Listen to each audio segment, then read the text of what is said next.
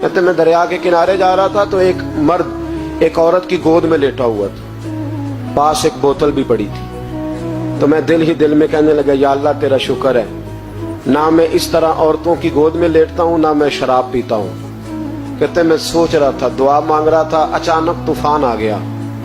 एक कश्ती दरिया में आ रही थी, वो कश्ती डूब गई, 5 मुसाफिर गिर गए। वो आदमी छलांग लगा के उस औरत की गोद से निकला और दरिया में छलांग लगाई।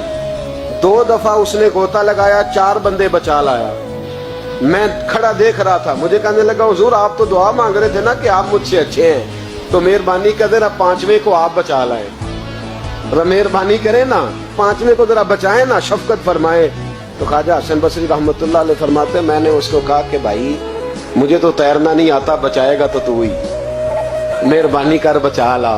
कहते वो छलांग लगा के अंदर गया और 5वें को भी बचा लाया और आके मुझे कहने लगा, हुजूर आपने एक ज्यादती की, मुझे हकीर जाना, मैं तो आपसे फैज लेना चाहता था और आपने मुझे बदकार और शराबी समझ लिया।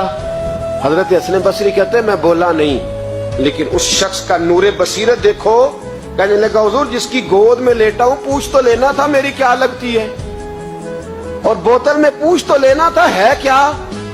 फरमाया बता दे। कहने लगा, जिसकी गोद में लेटा हूं ये गैर नहीं, ये मेरी माँ है, और बोतल में मैं सिरका लाया हूं, मेरी माँ ने मेरी तरबियत की है, मैं सुबह से शाम तक दरिया के किनारे बैठा रहता हूं, जो मुसाफिर उतरता है मैं नौकरी करता हूं, अगर रोटी की जरूरत हो तो खाना देता हूं, सिरका देता हूं, घर जाना हो तो वो घोड़ा बंधा है मैं छोड़ के आता हूं।